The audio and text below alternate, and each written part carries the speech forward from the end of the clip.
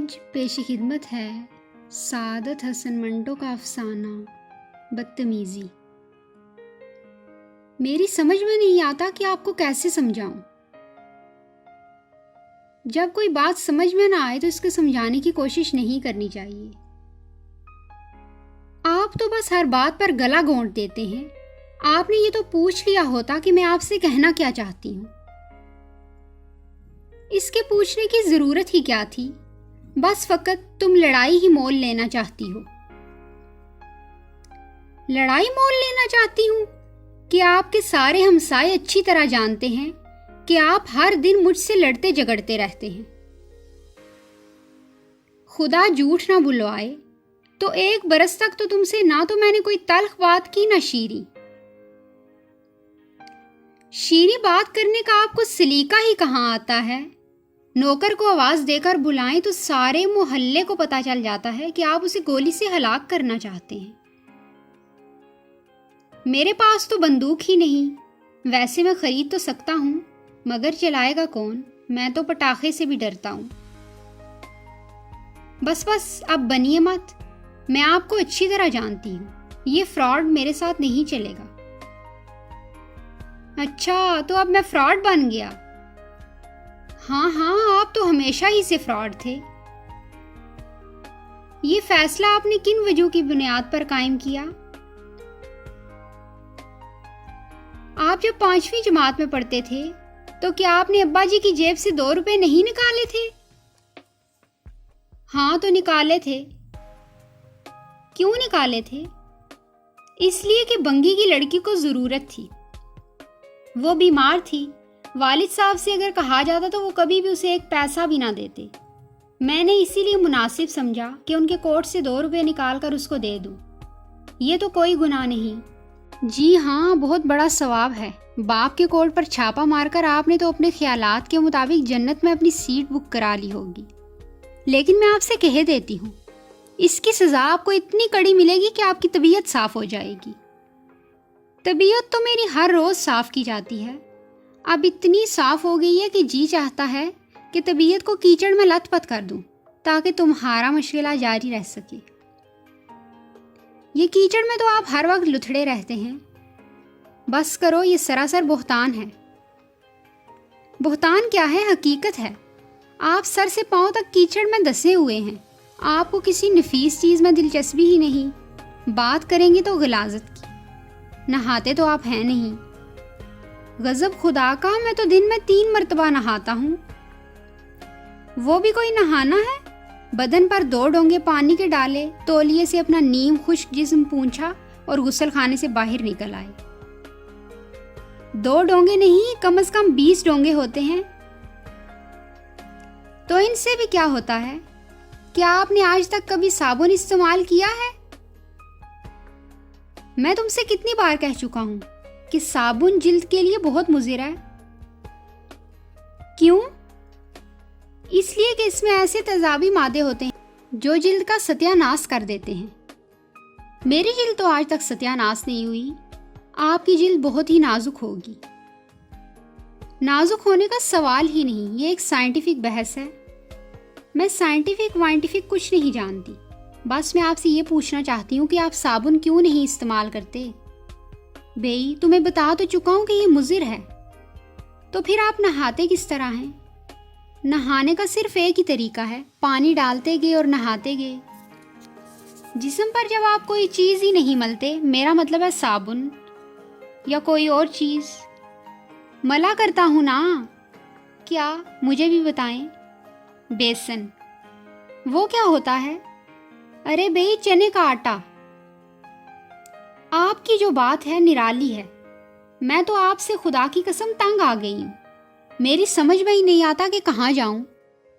تم ایسے کرو، میکے چلی جاؤ، وہاں تمہیں میرا مطلب ہے اپنی ہم خیال مل جائیں گی۔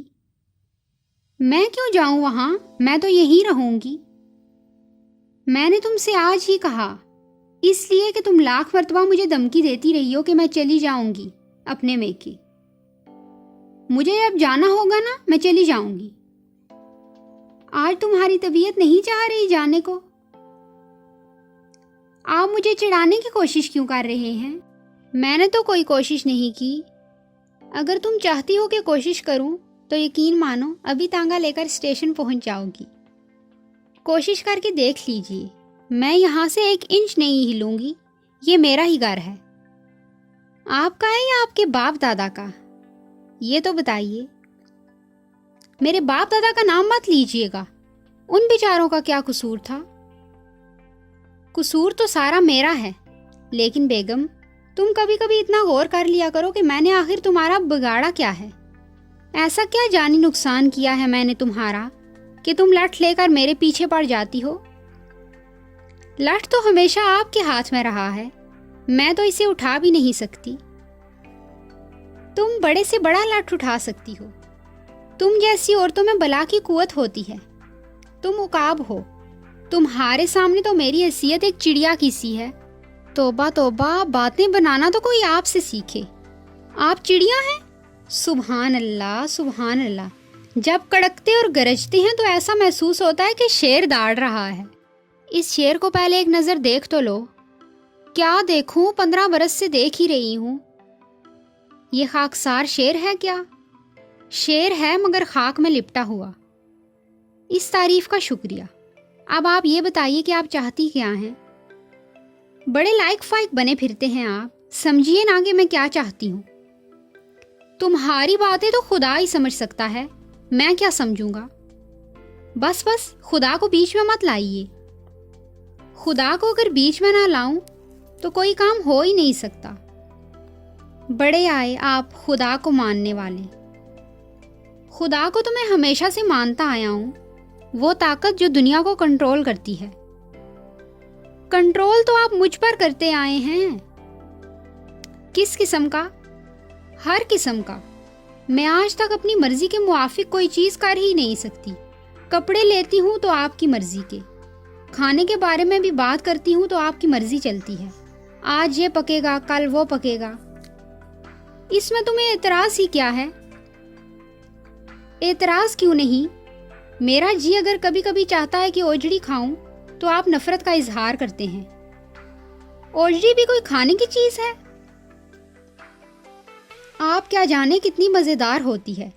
چونے میں ڈال کر اسے صاف کیا جاتا ہے، اس کے بعد اچھی طرح گھی میں تلا جاتا ہے، اللہ کی قسم مزہ آ جاتا ہے۔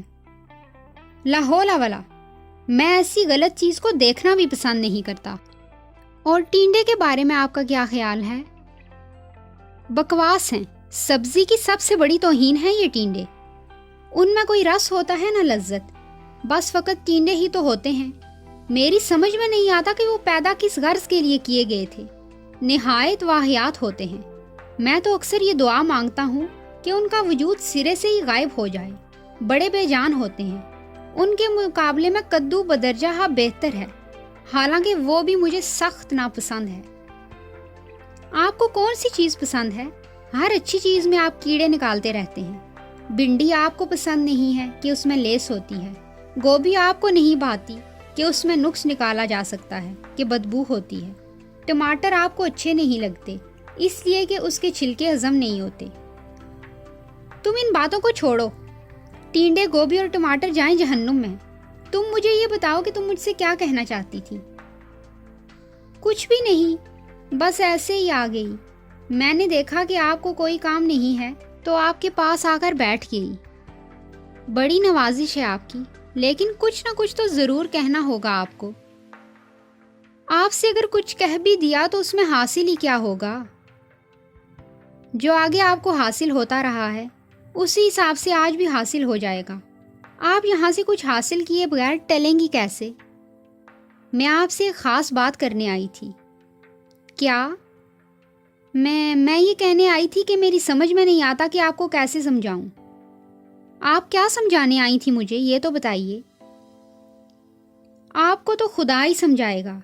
میں یہ کہنے آئی تھی کہ آپ پتلون پہن کر اس کے بٹن بالکنی میں بند نہ کیا کریں، ہمسایوں کو سخت اعتراض ہے، یہ بڑی بدتمیزی ہے۔